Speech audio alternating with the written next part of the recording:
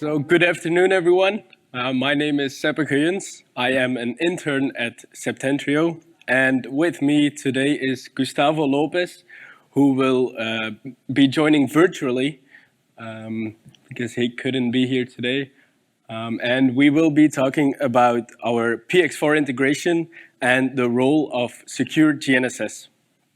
To start, I will give the word to Gustavo.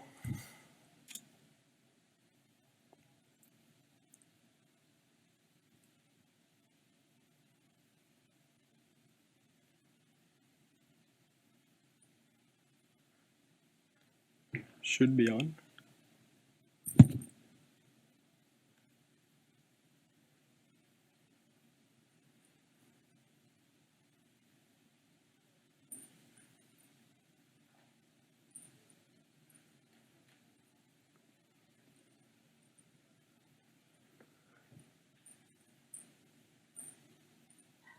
So let me start by something simple. I'll start over really quick.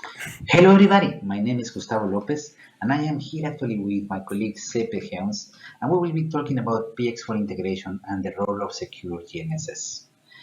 We are very thankful to be invited to this Developer Summit 2022, and I'm very sure that this topic is going to be quite relevant because we foresee a nice integration of these security elements in the PX4 Autopilot itself. I am actually remotely here.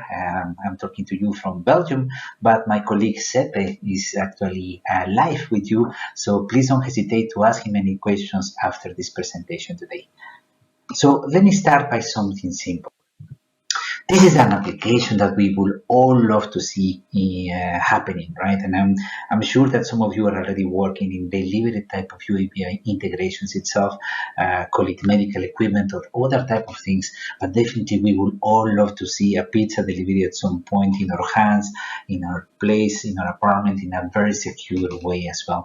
And yes, I'm sure that there are some challenges behind that because for sure nobody would like to see something like this. No, we would not like to see that pizza delivery being put in the roof of the neighbor or even in our own roofs as well. So there is definitely some elements of security that we want to pay attention. This is a good and very concrete real example. This is something that happened in China. I don't know if some of you have seen this video online, but you can see a beautiful light show that was happening in China. And what happened is after some point, all these drones started to fall from the sky. And this was caused by a jamming that was happening in the area.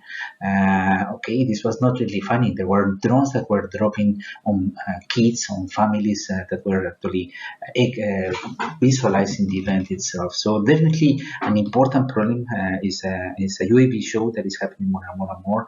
Actually, there will be one show happening actually also during this event. So I'm gonna miss it, but definitely we want security behind this type of activities in order to have a better process of adoption in the UAV industry as well.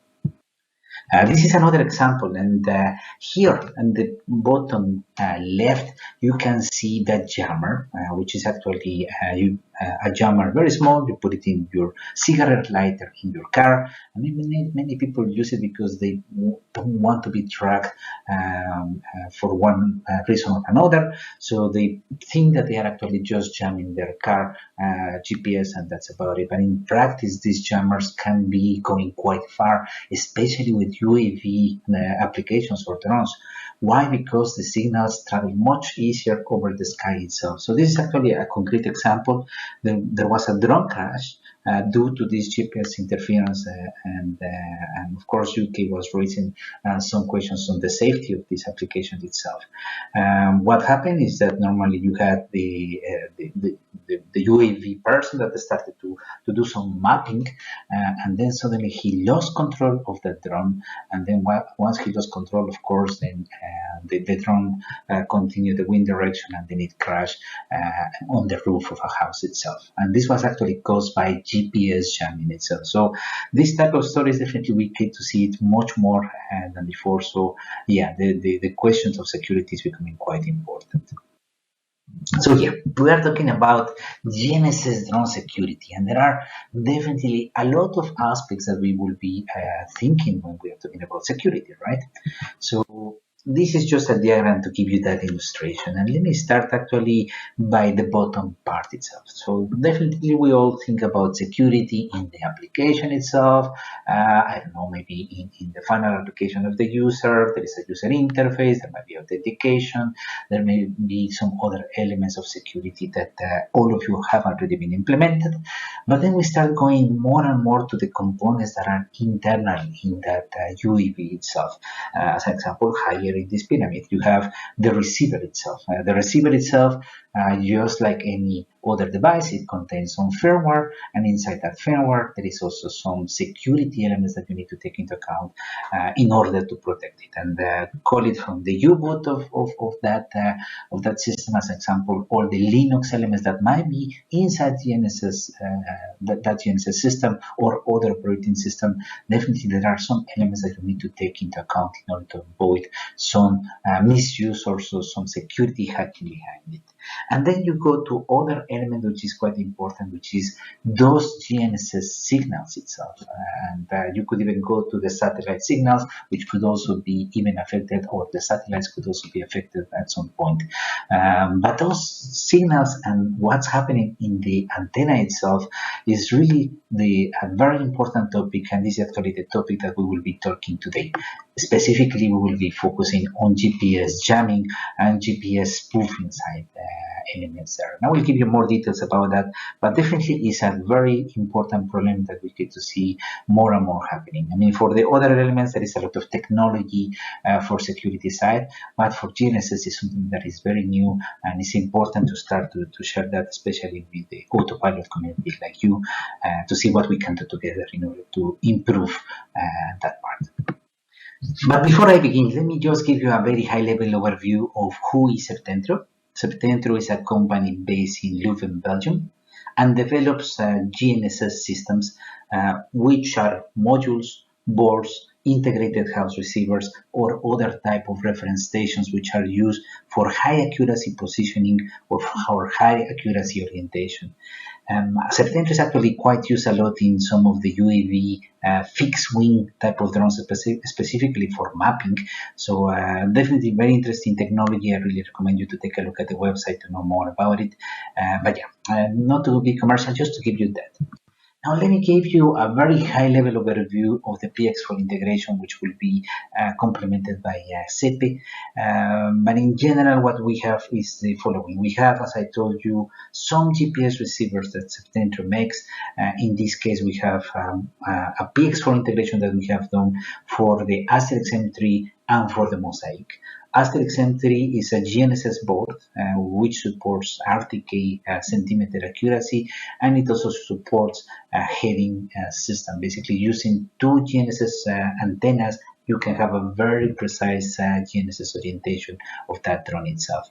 And the same we have in the modules itself, that we have modules that support RTK and orientation all into a single module itself.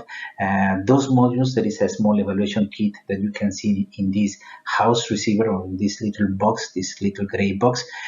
So very small box basically that you put on top of your drone, again, either with single antenna to an antenna. What happens in the PX4 integration? You know it pretty simple. We have an integration with PX4 that has been developed by Seppe, thanks to Seppe, but also thanks a lot to the great community of PX4 that has been fantastic in helping us in developing this driver. Well, that driver is just reading GPS data, call it positioning or orientation data, which is parsed and then is passed into the common data storage of PX4 data elements. And of course, there are some parameters that are also sent from PX4 to the GPS receiver in order to configure it, to do the right settings, to do things as easy and as automated as possible for that PX4 Autopilot integration. So that's the general integration. Seppe will talk more about it later. But let's start by talking about jamming and spoofing. What are we talking about? And I'm sure that many of you already know these concepts, but for some of you, might be important to clarify the differences between these two. Jamming, which is the one in the left part of the slide here, refers to a signal that is created by a specific device. We were talking about this cigarette lighter type of device, or this USB stick actually that also is kind of a jammer. You just put it also in your computer or in your car, and then you have a jammer. And therefore, that signal is transmitting in the same frequencies of the GPS receiver itself. So when this occurs, the GPS device will be unable to determine its position due to this interference itself. So basically the signal is destroyed and you can have basically the loss of the position of the GPS system. Spoofing, on the other hand, the signal is not destroyed. The signal looks quite authentic. Spoofing became very commonly known by Pokemon Go because many people just wanted to be in a different location and win points in this Pokemon Go game itself. And what happens is that somebody is creating a signal that looks quite authentic, quite similar to the GPS signals, to the Galileo signals, etc. And therefore the GPS receiver says, oh, that looks like another GPS satellite, but the information that is being transmitted is wrong, and that's actually creating a signal that will take you to a completely different location. And definitely we don't want a pizza delivered in the wrong place. And this is very simple to make with some equipment that you can find on the internet also quite easily. So no more need to have expensive equipment. Concept there. Here you can see that example working. There is a real experiment here where you have a drone. You can see there is no jamming at this moment. The pilot can control quite easily the drone, no problems at all. And then he enables the jammer, and then you can see the pilot basically doesn't have any more the control of that drone. So you can see he's moving the joystick, but nothing is happening. And this is caused by this type of jammers. Again, very easy to source. 57 US dollars, or even if you want a bit more complicated one with different signals, 153 US dollars. You buy them on eBay or many other online systems. So yeah, quite dangerous type of systems that you can. Let's start by jamming. And again, what is jamming? You have that jammer. We have our drone pilot here that just wants to attack that pizza delivery drone. And then, of course, once that he enables that jammer, then the pizza will be dropped. And then he has a pizza time at that moment itself. So that's very simple. And what happens in order to mitigate? What can you do? Well, the best is actually to have a GNSS module that is capable to mitigate interference with those jammers themselves. You have to be careful because many GPS receivers, they say, yes, we have anti-jamming, we have anti-spoofing, but in a very specific way, you will notice that there are multiple type of jammers, multiple type of jamming that you can do, and you really need a GNSS system that can tackle all these type of different jammers, share jammers, wideband jammers, interference that you might have from yourself, etc. In this case, you can see that the GNSS module of Septentrio, this is Mosaic, has an automatic mitigation. In this case, there was an interference that was causing the drone, and it's automatically mitigated. So this is actually great to see that automatic mitigation, which basically reduced the risk of that drone in operation side. Of course, if you have the jammer very, very close to the GPS receiver, yeah, you will be able to jam it. But if you have this automatic mitigation, you reduce the risk in a very massive amount of area of where that jammer can operate. And then we will be talking about spoofing. So now in this case, we have a lady pilot that also has both online, a hacker, a ref, 139 US dollars, and she downloaded the GPS SDR SIM, which is in GitHub, so it's simple to source that and to configure it, and then to create a spoofing attack here. And basically, what she's doing is to send that drone from a location to another unwanted location, and in order to have that pizza for herself. So it's very simple to do this proof inside. This is actually another proof. Here you can see an iPhone.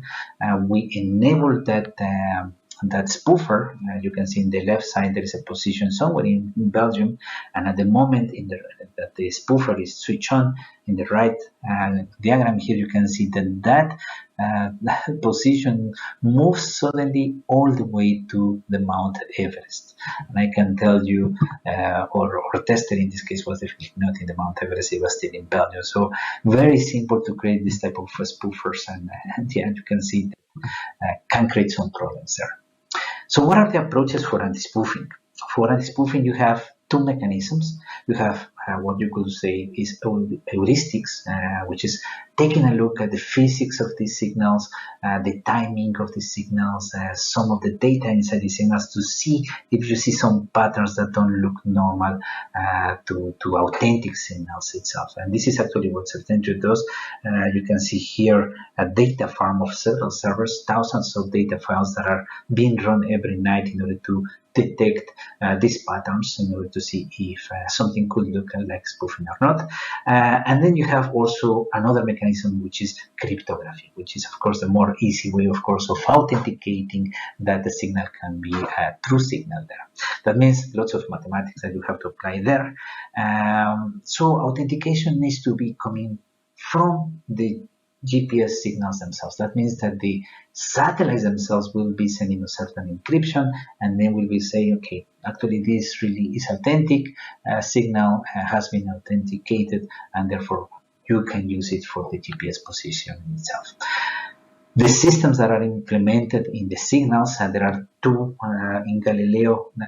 The system is called OSNMA, which is already being tested, and you also have in the future Chimera, which is the GPS counterpart, also in order to bring some cryptography, some authentication of those GPS signals. Galileo OSNMA, this is actually how it works and has been integrated in Septentrio receivers already now today, so you can just use it. OSNMA is for free. That means that you will not have to pay for this type of service, and it's going to be quite helpful for this type of security elements. Again, the signal is being tested, but fully operational is quite soon to be there. But yeah, it's definitely very interesting technology to be tested and to be used for UAV applications. This is actually the PX4 integration in general. Of course, there is some GPS system, and that, of course, is an update step, which is information that is passed to the PX4 UAV control itself. And not only the GPS, of course, you have other sensors like IMUs, odometry, optical flow, barometers, LiDARs, etc. that are also creating some prediction steps in order to create that control loop for the autopilot itself.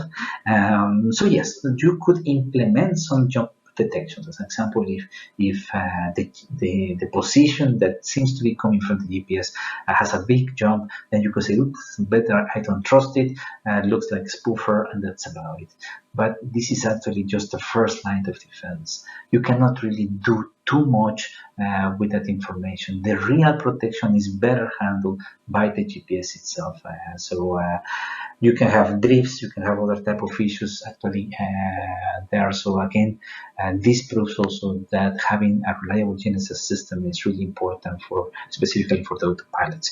But it also proves that having that spoofing or that jamming detected is also quite important for the PX4, because you could create some actions. You could say, you know, I will not longer trust the GPS system. I could use some other relative positioning sensors in that case. So these flags are really important, and we have to see as the PX4 part, how can we integrate those better in the PX4 autopilot.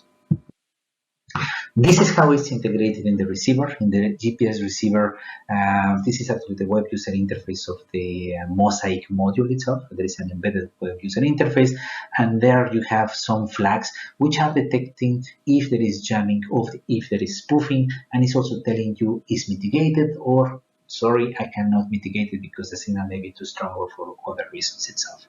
It also tells you, you know, I am using the authentication mechanism, this cryptography mechanism of OSNMA Galileo, or I'm using in the future Chimera. So there are these flags already implemented in the user interface, but of course also in the data output that is being passed from the GPS receiver. And then there is, of course, more detailed information about that jamming and that spoofing that can create even spectrum analysis, etc. But that's just too, I would say, too advanced for the integration of PX4. So our main goal is to see what can we do in the PX4, at least only on those alarms, those flags there. And my colleague Seppe will be talking much more about these flags and how we can integrate them in the PX4 itself. So Seppe. All right. Thank you, Gustavo, for the presentation. I will now take over, and I will go more into detail about the actual integration in PX4 of our receivers. So again, the high-level overview of the PX4 integration. So on the left, we have the GNSS side, which are the GNSS receivers. In the middle, we have the driver, the Septentrio driver, and on the right, we have the common code of PX4. So the left side, we have the Asterix M3 board, which has GPIO pins to connect to the PixHawk or to other hardware types. And we have the Mosaic Go, which also has the PixHawk connectors. And those receivers will be sending GNSS data to the Septentrio driver, and that's in the SBF format, which is the Septentrio binary format.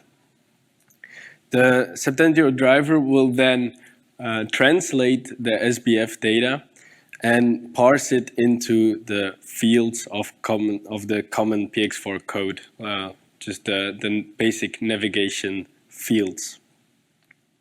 The driver will also read the Q ground control settings.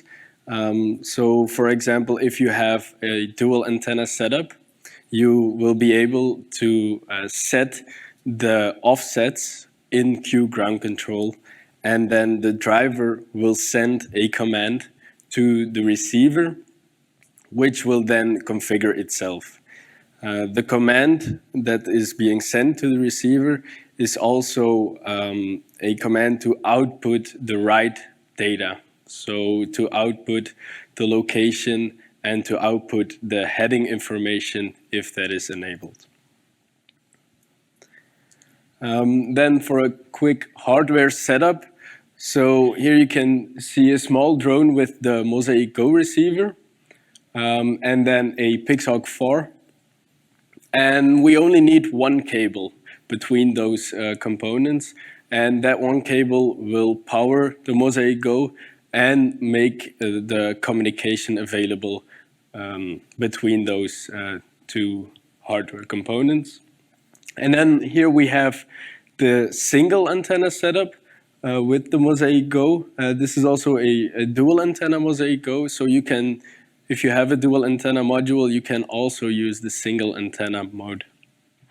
And on the right, you can see the wiring of the PixHawk cables.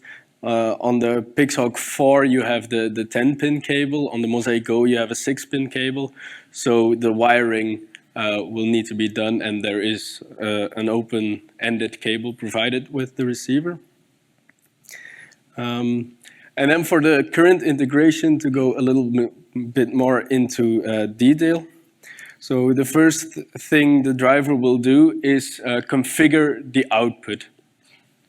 So it will send the command set SBF output to the receiver, which will then configure the output of the receiver. And this command includes the pivoted geodetic block, which is the actual position of the receiver.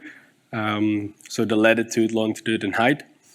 It will also set an SBF output for the accuracy for the antenna offset, if that is set on Q ground control, as well as what type of fix you have and other stuff like that. Then it will wait for an acknowledgement after it sent the command. And after that, it will receive the different SBF blocks. So the blocks that are coming from the receiver are separated into, again, the different blocks like pivoted geodetic and DOP. So those two have the location information, and the DOP has the accuracy of that location. And also the attitude Euler block contains the heading information. So all those different blocks will then be parsed into the right GPS fields.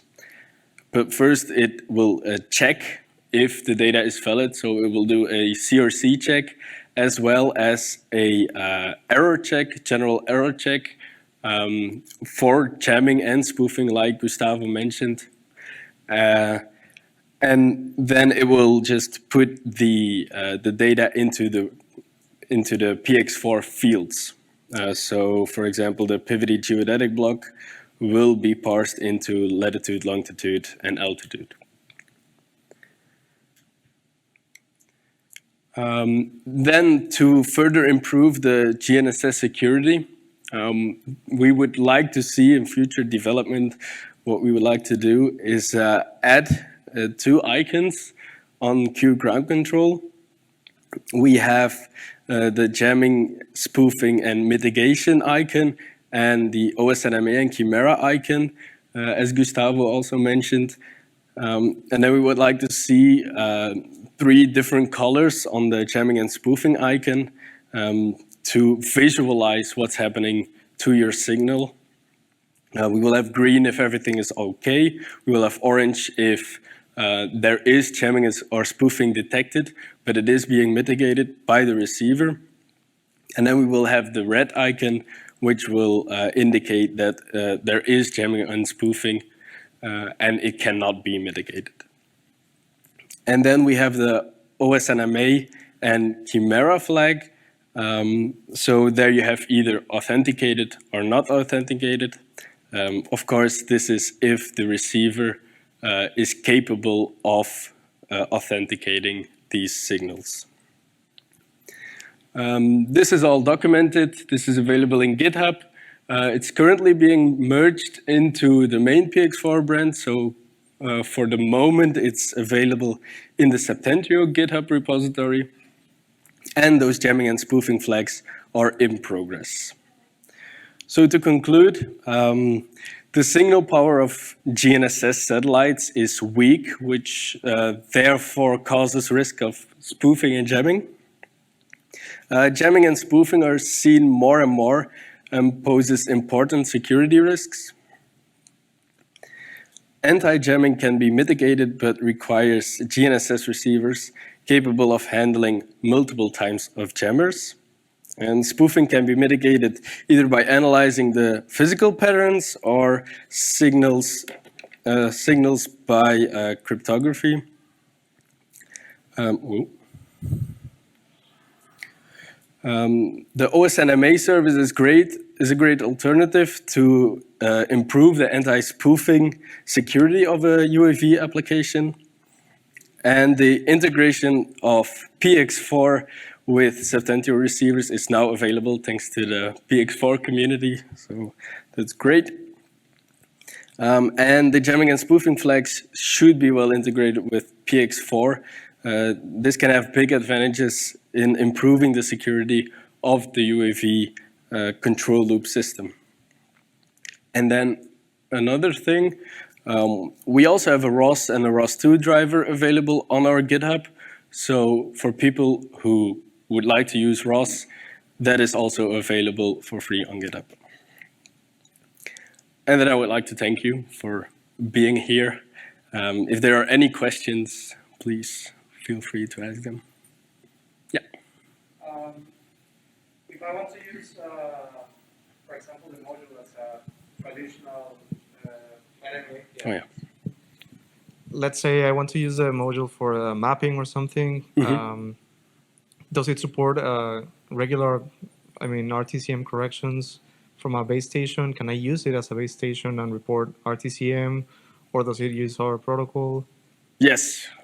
So when you have an internet connection, you are able to set the the corrections inside of the web user interface. So when you connect the receiver to a computer, you can set your corrections with an IP address of your base station or things like that to pass corrections onto the receiver.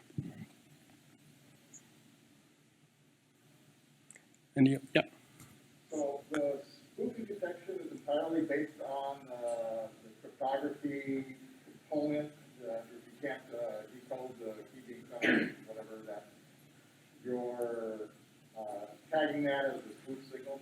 Mm-hmm. I mean, that's the question. That's the way the spoofing's working. Yeah, I'm not really a security guy, but I think Gustavo is also in the chat. He might be able to answer it. We have to wrap it up. For any other questions, you can go into the chat and ask them. Or y'all can talk outside and all that. All right. Thank you, everyone, for being here.